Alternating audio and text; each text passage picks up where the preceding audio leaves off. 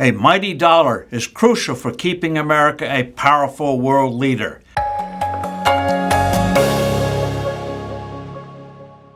Hello, I'm Steve Forbes, and this is What's Ahead, where you get the insights you need to better navigate these turbulent times. National security experts ignore how a strong currency is critical for a country's global strength. They understandably focus on armaments, military research and development, intelligence gathering, the quality and quantity of a nation's armed forces. Today, they're grappling with the impact of AI, the extraordinary proliferation and rapid improvements of battlefield drones in the Ukraine war, and the ominous implications of space warfare for the safety of our now can't live without satellites. But a currency that is reliably stable in value and is trusted to stay that way can enable a country, if it so chooses, to exercise a seemingly outsized influence in the world economically and militarily. Strong, stable currencies are essential for economic growth.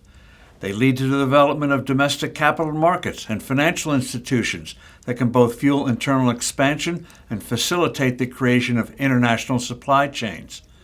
The trustworthy dollar was key in making the U.S. the financial center of the world. Centuries ago, the small Dutch state not only fought off their Spanish overlords, who on paper were far richer and stronger, but also, thanks to its trusted currency, became a capital powerhouse and created a globe-girdling empire. The world's first stock exchange opened in Amsterdam in 1602. When a Dutch prince, William of Orange, became King of England in 1689, his new realm was at best a middling power.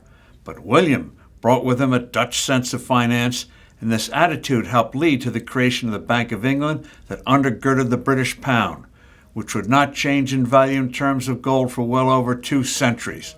Britain developed an increasingly sophisticated financial system.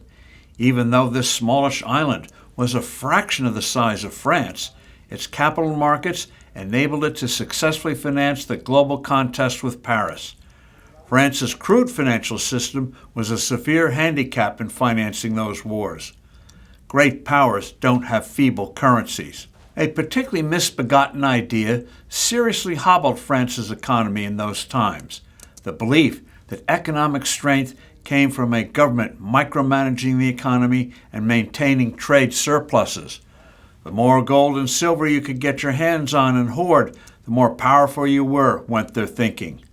This statist approach was called mercantilism. Adam Smith's The Wealth of Nations demolished this constipated notion. Trade, internal-external, was not a zero-sum activity. Both buyer and seller gained from a transaction, he correctly pointed out. Trade enhances the creation of wealth and leads to greater and more widespread prosperity. Smith's Britain leapt ahead of France. Unfortunately, various forms of mercantilism emerged in the 20th century and in this century. One variation poisoned the 1930s, whereby a country would devalue its currency to supposedly gain a competitive advantage against its trading partners. No surprise, other nations would follow suit. The result was chaos and economic immiseration, and ultimately World War II. The U.S. triggered a global trade war and depression in 1929 and 1930 with its notorious Smoot-Hawley tariff. No surprise, other nations followed suit. The result was chaos and economic immiseration, and ultimately World War II. The U.S. triggered a global trade war and depression with its notorious Smoot-Hawley tariff in 1929 and 1930. We fell again for the illusion that cheap money could stimulate growth when President Richard Nixon began a series of dollar devaluations in 1979, ushering in a decade of virulent inflation and the belief that the U.S. was a nation in decline. Today, certain Trump administration officials are taken in by the siren call of a cheap dollar.